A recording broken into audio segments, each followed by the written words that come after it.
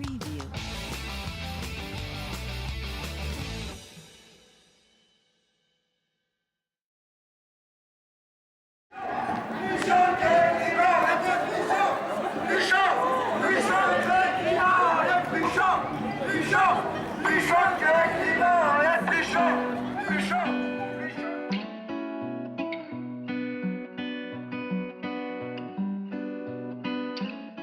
Ce vendredi 15 mars est la grande mobilisation mondiale pour le climat. Événement majeur de l'histoire, la jeunesse mobilisée partout en France répond en masse à l'appel de la militante suédoise pour le climat, Greta Thunberg. À Châlons, les jeunes collégiens et lycéens se préparent à arpenter les rues du centre-ville. Dernier coup de pinceau et bombe de peinture avant le début de la marche. Rencontre avec Jean-Baptiste Jaillet, co-organisateur du rassemblement des lycéens ici à Châlons. L'urgence climatique, aujourd'hui, elle est là.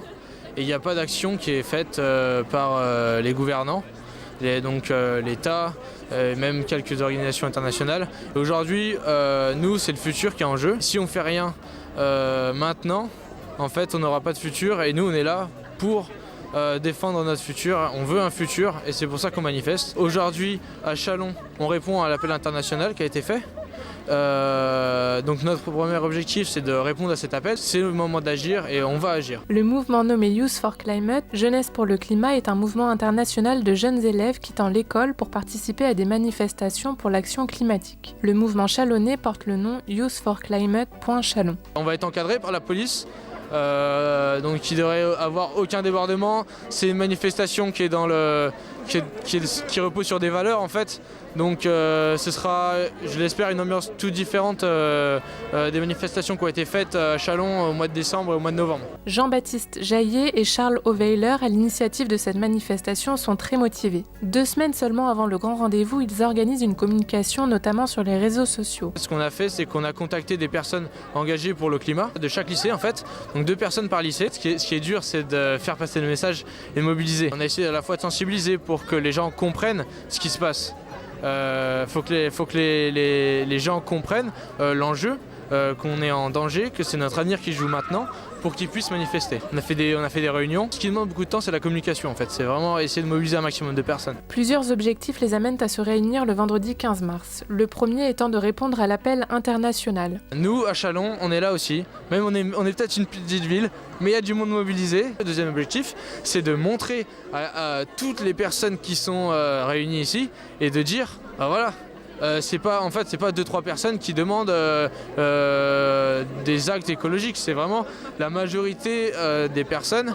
On veut du changement. Après ça sera d'aller voir les élus locaux, donc monsieur le maire, monsieur les députés, monsieur les sénateurs, travailler avec les associations pour qu'on favorise les actions à Châlons. Maintenant, ce qu'il faut, c'est agir chacun à son échelle locale pour pouvoir avoir des changements et réussir à limiter le réchauffement climatique. Bien aidés par la vitesse d'Internet, les nouvelles se propagent très vite. On demandait sous forme de sondage, en fait, un oui et un non, qui allait manifester. 250 personnes ont répondu à l'appel. On l'espère, plus de monde. Finalement, c'est environ 300 personnes qui se sont regroupées ce vendredi. Une cause qui touche les jeunes, donc qui s'inquiètent pour leur avenir. Il y a cette histoire de l'affaire du siècle aussi. Donc l'affaire du siècle, c'est des ONG internationales qui vont attaquer l'État en justice contre inaction face au dérèglement climatique. Et je me suis rendu compte que la situation, elle était urgente. Je me suis dit, ok, on y va maintenant, on fait les choses tout de suite. En effet, selon le chef des Nations Unies, Antonio Guterres, nous aurions 2 ans pour agir contre le réchauffement climatique avant que les choses ne deviennent irréversibles. Cette annonce en septembre dernier a fait l'effet d'une bombe à retardement. Il n'y a plus de temps à perdre. Je suis content qu'il y ait du monde de mobiliser comme ça. Et j'espère, à l'issue de ça, il y aura des conséquences, donc des actes qui seront pris par les élus. Et en tout cas, on se battra jusqu'au bout pour que les choses changent. Un discours plein d'espoir qui revient chez l'ensemble des participants. Beaucoup de jeunes sont là, dans une ambiance plus que bon enfant.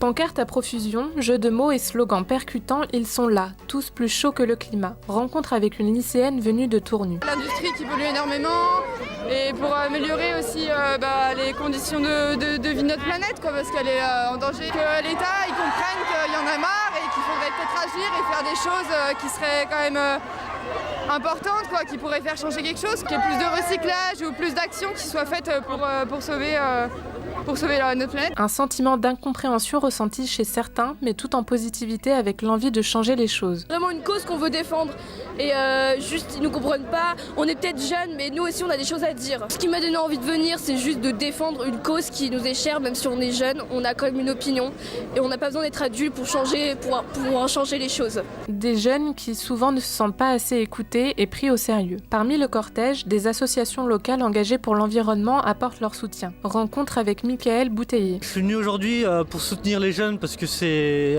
à la fois c'est la cause de tout le monde en fait, c'est vraiment une cause universelle. Le climat et notre planète. On vit tous sur un petit globe qui s'appelle la Terre et si on n'est pas tous unis pour la défendre et vivre mieux, voilà, c'est dommage. Les jeunes, moi j'ai 24 ans donc je me sens aussi un peu concerné, je suis pas très vieux. Si on a envie de vivre longtemps dans de bonnes conditions et que les richesses se répartissent mieux, que on vive tous avec une meilleure santé, faut vraiment qu'on se mobilise à fond et qu'on mette des actions en place.